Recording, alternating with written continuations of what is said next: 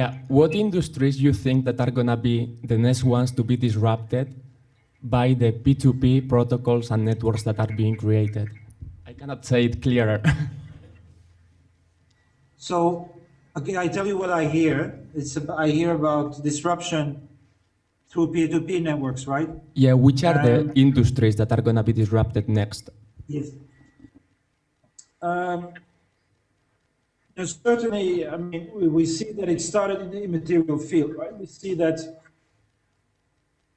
So I would argue that this new modality is hyper-productive.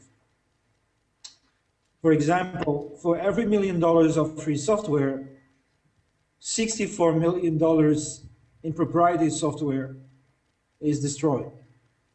So because it's so productive, it can do the same thing at a dramatically lower cost. So this is very disruptive in terms of capitalist practice. And of course, that happens in music, that happens in film. In Brazil, there is quite a famous network. It's called Fundación, Solidarity Economy Network for Cultural Production. This started 7 years ago with one cultural center deciding to help musicians make a living by mutualizing their studio and festivals. In other words, the means of production for making music. In 7 years' time, they sold 8 million tickets. They serve 30,000 musicians. All the music is copyleft. They have 200 fixed collectives Casa Feudalismo, in other words, cultural centers that are everywhere in Brazil, who are working for these musicians. These are the young people who organize the festivals. The musicians have a credit card with 4 different alternative currencies that regulate the reciprocity within the network. Now, this is so efficient that the Ministry of Culture today, when they sign up with Fundación, they can do 8 times more festivals than the players before. So this gives you an indication. Now, I'm aware that this creates all kinds of problems, right? For the incumbents, it has this disruptive effect. At the same time, there is a study in Norway about musicians. More CDs are produced today than before. More people listen to more music than before, and the musicians themselves have a higher income than before.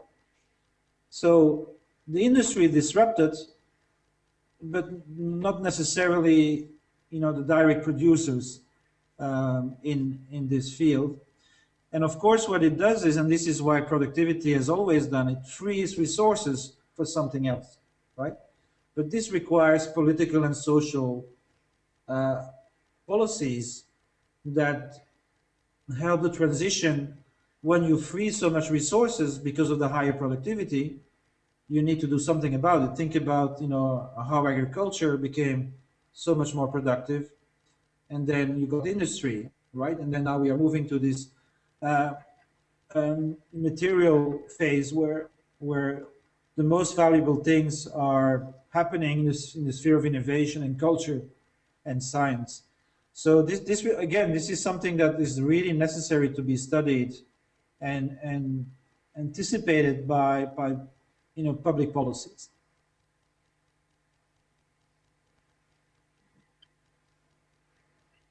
Thank you very much, Michel. I don't know if we have any more questions. No tenemos más preguntas. The last question for you, Michel. Yes. Okay, thank you.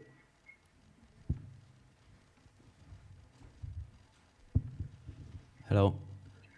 Working with open hardware, I see still that there are some components like processors, wires, and so that are becoming commodities.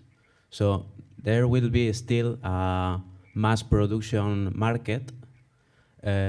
Is the P2P point of view taking in consideration those markets also? Well, I think that, you know, what happens today is the peer-to-peer system is embedded in the existing economy, right? So you have, and this, I will explain to you my vision about this, right? But it's more like a social vision than a technological vision.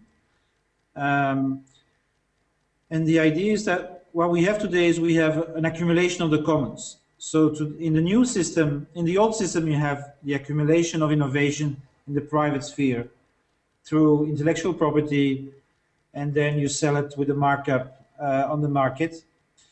And in the new system, the value is accumulated in a common pool, right? So it's accumulating. So you have an accumulation of the commons: open input, participatory process, and commons-oriented output.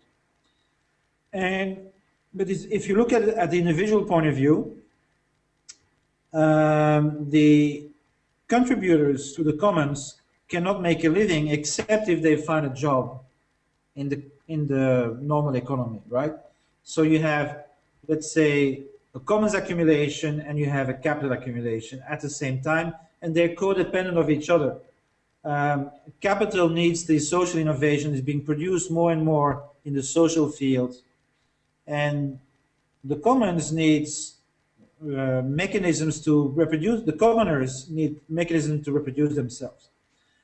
So what I'm proposing, and this is what I see, for example, in Brazil with this Federation network, is to think again in terms of cooperative accumulation. So in between capital accumulation and commons accumulation, what I propose that the commoners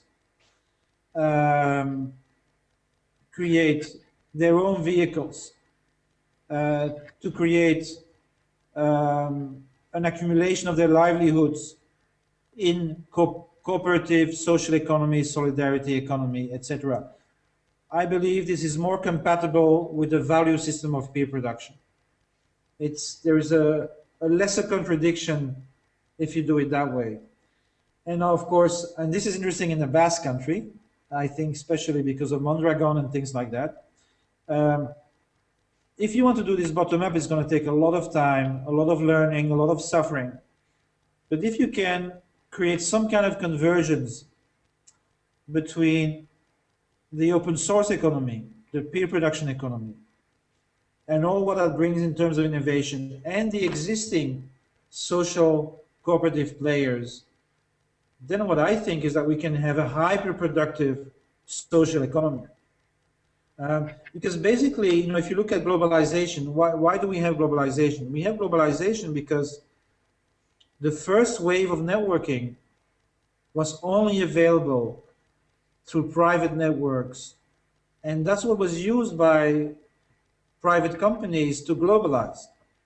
They did it, you know, from the 80s, 70s, 80s onwards.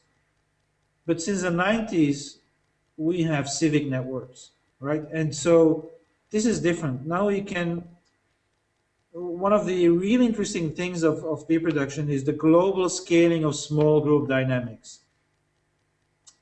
So we can now have massive global projects that are working not through command and control, but through mutual coordination on a massive scale. Wikipedia, Linux, etc. are examples of this, right? So this is the important thing.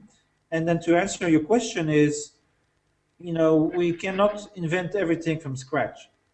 So in terms of open hardware, you know, this is just a reality that you can only make new things in open hardware because a lot of the ingredients were made before and were made through the old system.